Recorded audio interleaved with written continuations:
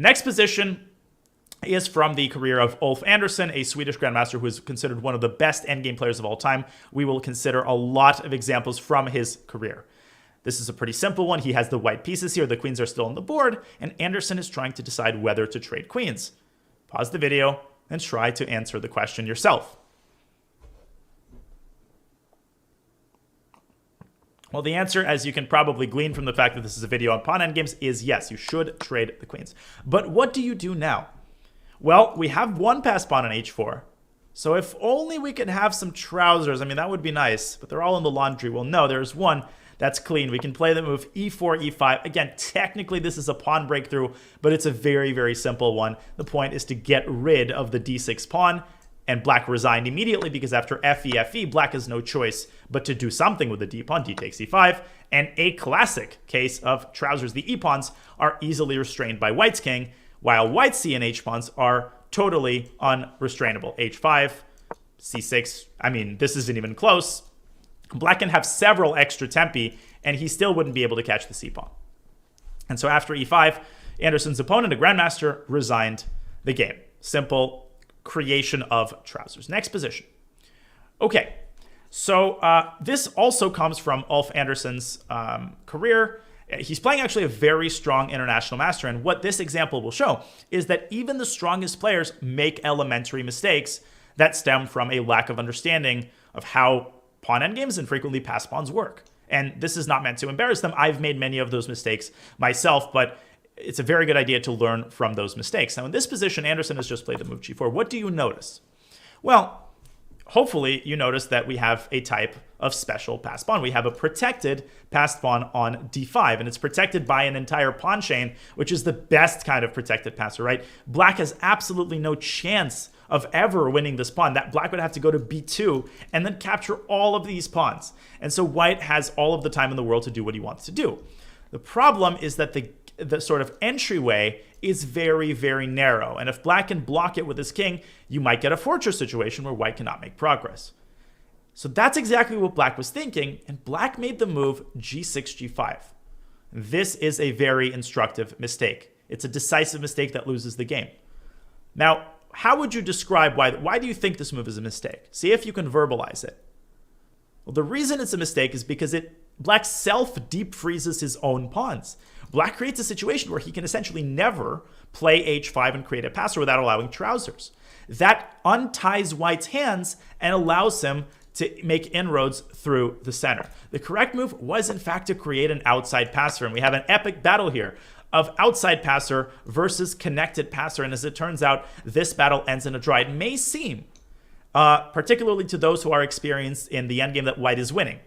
Why might it seem that white is winning? Well, you might think, okay, we're going to go king h3. We're going to drag black's king back as far away as possible. And now we're going to use the decoy method. We're going to play the move d6, drag black's king toward the pawn, and use our king to essentially shoulder the black king all the way out of his position so that we can then take the pawns. This is a method that you will become intimately acquainted with in a subsequent video. For now, I'm going to kind of gloss over it, and you can slow the video down or watch this part over again to convince yourself that this is a pretty simple method.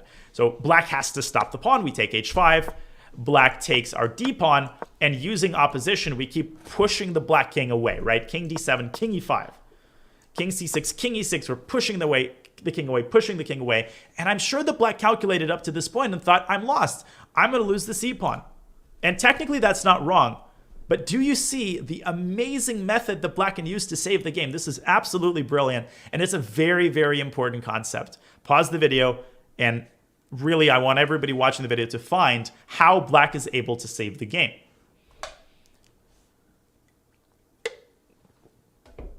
Okay, the way to save the game is to use stalemate. You go king b6, king d6, and now king a5. This is one of my favorite defensive ideas. And you cannot take the pawn on c5. I mean, you can, but this is stalemate. Now, you might say, well, is it really impossible to avoid stalemate? Well, yes, it is. Because otherwise, black just toggles between these two squares. And the moment that you approach c6, b7, c5 at stalemate, obviously white can't push the a pawn because black takes it or en passant it. And that's the end of the story. That's it. There is simply nothing that can be done in this position. There's absolutely nothing that can be done in this position. Black draws the game. So in most cases, when you have a protected pass pawn against an outside pass pawn, the protected pass pawn wins the battle because it's protected, because essentially the enemy king has to stay close to it, while our king has a much wider radius, right? Because it doesn't have to keep the pawn protected, while an outside pass pawn still needs to be protected by the king, right? It's not immune to capture. Now, how does g5 lose the game? Well, here's what happens. Anderson plays king f3, black plays king f7, king e4, king f6. This is the situation that black was relying on, thinking, well, white cannot make progress. And here we use the decoy method once again. We go d6, d7, distracting the black king. And now which way do you go? Well, it might be tempting to go this way because it looks like white is able to capture both pawns and create an outside passer, but that's an illusion. If you actually calculate after king d6, king g6, king e5, white actually loses the game. King takes h6, king f4, king h5, and now black has a waiting move, a5, the subject of another video on extra or waiting moves, and white is in Zugzwang. You got to move the king, relinquishing the g4 pawn. So that's not the right way to go. But remember, we've got the black pawns in a deep freeze. We don't need to go this way. We can go this way. We can go king d5. This pawn is perfectly capable of taking care of the other two pawns. White simply takes on c5.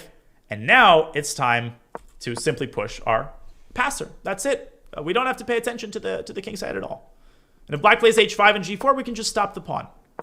And Anderson won after c6. Black resigned because after king d8, king d6, king c8, c7, black has nothing better than now to push. And you might say, wait a minute, well, we can't stop black's pawn. But it doesn't take long to realize, hopefully, that white can push his own pawn. And we promote with check, and we win the game. So a great illustration of a strong player not appreciating how the notion of deep freezing can really hurt your chances. Okay, so let's continue with an example from the great Tigran Petrosian, the world champion. And again, we don't start with a pawn endgame, but we will get there very quickly. So Petrosian has the white pieces here. He's got a great position. He's got a beautiful knight on f6. He's threatening to infiltrate, and his opponent finds a very ingenious idea, and that's the move knight f7 to h6. And the idea is to get this knight over to f5 to an active square. And if white takes on h6, then black takes the knight. And then, as Liebert was probably calculating, h7, rook e8, and black is able to stop the pawn. Everything looks pretty hunky-dory here. But Petrosian saw one step further than his opponent, and Petrosian forces the rook trade with the move rook a3 to e3. Okay, well, how do we evaluate this pawn endgame? Well, the way that we evaluate this pawn endgame is by understanding that white has an outside passer. And the fact that this outside passer is a weakness doesn't matter. The fact that it exists is a lot more important. Black has no choice but to go around and try to capture it. And in this position, all that remains is to figure out a way to make inroads into black's position. And this is where we apply a simple pawn trade. We play the move f5. Notice that if black plays g5, we establish gap-toothed pawns, which means the black king cannot go in either direction. And then we easily capture black's pawn and win the game. So black has to go king h7. That's a nice defensive move. Now the move f6 would be a huge mistake because the pawn is restrained, and black gets trousers. So instead, Petrosian takes. And now Petrosian makes an incredibly important move. You might be very tempted to play h7 and king f5, right? Going around and taking all of black's pawns, but it's not that simple. After king g7, king e6, black has a hidden defensive resource. And it technically, again, is a pawn breakthrough. Black has the move b6, b5, cb, and now d5. And guess what? All of a sudden, black creates a protected pass pawn. And because it's protected, black has the time to walk to the other side of the board with his king and save a draw. And you can trust me on this. In the interest of time, we won't go all the way down this variation, but this is a draw. And so for that reason, in this position, Petrosian has to play in a much more careful and ingenious way. How do we prevent black from creating an outside protected passer? Well, we do that by literally putting a pawn in the way. We go b4, b5. That's all that you need to do. King takes h6, king f5, and now everything works perfectly, because if black plays d5, you simply take it, and after cd, this is no longer protected. You take this pawn, you come around, and you use the king capture method to create a set of two pass pawns to promote them. So this example shows the power of outside pass pawns, but it also shows us that we can never fall asleep on our opponent's potential pass pawn creation ideas. Even if the king is not involved, pawns in and of themselves, on their own, can be incredibly powerful. And you're going to continue to see this as we explore various examples.